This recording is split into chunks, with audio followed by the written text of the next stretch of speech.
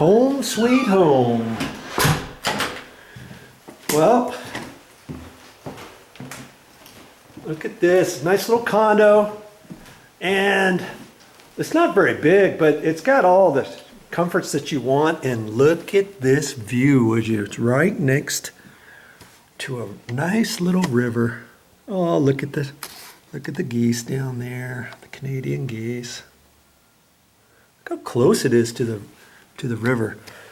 And nobody's moved in here yet. We haven't moved in anything yet, and there's going to be some stuff that I'm going to do, and I'm going to make some videos of all this, different things that I'm going to go ahead and do in this condo. So keep watching these videos, okay? Because anytime I do something new in this condo, I'm going to show it. One of the things I'm going to have done, we're not quite sure if we want to replace this carpet yet or not. If we decide to keep the carpet, it's winter now, it's probably going to get dirty. Who knows what we're going to put in here later. We want to get moved in here, and we don't want to spend too long before we come in here. One of the things we're going to do is paint everything, all the walls, all the ceilings, all the baseboard, all the doors, all the frames, all that stuff throughout the condo. And so I don't know if we're going to take this carpet out and replace it right now with some different carpet or not, or some laminate flooring. But if we do laminate flooring, then obviously we probably wouldn't want to put a seam right in here and leave this flooring, this hardwood flooring over here, because then it's not going to match. You know, so if we do leave this carpet, then I'm going to probably have a carpet guy come in here and stretch it.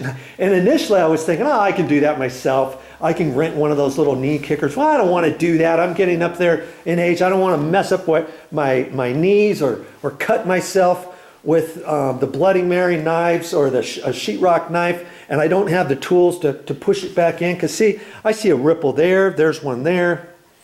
And there's the puckers. See, next to whatever was on the floor there, see how this floor gives a little bit? That's because it needs to be stretched. And when I look over here, there's another place over there. And you see all the way along here, see how high this is? It's not because there's something underneath the floor. It's just because the carpet has stretched and it's kind of given a little bit here, and it's pooched up the edge. Well, they can fix that right there. They have to pull this out, re-stretch it, and trim some of that off, and get their little wedge tool and pop it down in there, because you can't just re-stretch everything from here that way. Maybe he'll end up stretching a little bit of this carpet that way and then stretch them this way. I have no idea, but I want to get this carpet as tight as we can get it. Okay, and so there's more carpet. See how these stairs are, they've already come in here and cleaned the carpet, but this is just from wear. This is from wear. You can clean this all day long, and you're not going to get it clean all the way to where it should be. Now this floor right in here looks pretty good, right? Doesn't look too bad. But then you get in the master bedroom. I see a line all the way across there. See, they used to have the bed right there. See that line there? You can see it, and then you can see another one there, and it goes all the way across. Now, if it was just underneath the bed, that's one thing, but it goes all the way across, see? See this one? And this one? So if I'm going to have the carpet guy re-stretch downstairs, I'll have him re-stretch this too. This carpet really doesn't look that bad, and so I think we'll probably just leave this carpet in here for a while and see how it goes, and maybe in the summer or next year or something, if we get the inkling, we can pull all the carpet up, replace it with new carpet, or we can put laminate flooring in here. I have no idea what we're going to do. I'll have to talk to Momi about it, and we'll have to decide. But for the time being, I think we'll stretch the carpets. And then see, remember I said we're gonna end up painting everything. Everything's going to be painted. Any painted surface now that you see, we're going to go ahead and redo it. And speaking of painting, in the kitchen, you see that line there going across that way? Well, in the old days, they used to paint the kitchen ceilings a semi-gloss. And if the kitchen kind of tied into other areas, they're like, okay, where do we stop and start? So see, from here, this paint color I think is the same as this, but it looks different because it's semi-gloss, and this paint over here is flat. Okay, and so they had to make a line somewhere. They decided to semi-gloss these walls over here, right in here, and generally for a kitchen that's probably the best thing to do. But you know, so they did this. They did the walls here, and then they stopped the semi-gloss right here, so you can see the transition a little bit right in there. See, as it goes up, and then they transferred that line across. And then over that way, so all that is the same over there. We're probably going to end up, when we repaint all the ceilings, we'll probably go with the white, the ceiling white color, and then just use maybe, well, we'll do flat on the ceilings. We're going to do flat on the ceilings, and then we'll do an eggshell on the walls or something. And I'll have to cut in everything and stuff. But then we don't have to have this business, this look like this. You know, it's not that big of a deal if something happens and if some grease comes up from the stove or something, I want to wipe it off. And if I got a flat ceiling, if I ever have to clean a ceiling or something, if I need to touch it up, I can touch up flat way easier than I can touch up semi-gloss or something like that. Okay, and you know, when you repaint ceilings, if you do with flat paint, you don't see any imperfections as much on the ceilings. Like if you see, oh, there's a nail hole, there's where the ceiling joist is, boom, boom, boom, boom, boom, and there's a nail, there's a nail, there's a nail, because they didn't do a good enough job sheetrocking, or you might have dips and doodles and who knows what. So if you paint ceilings like a semi-gloss or something like that, you don't want to do that, because then that's going to show everything. But anyways, back to the painting.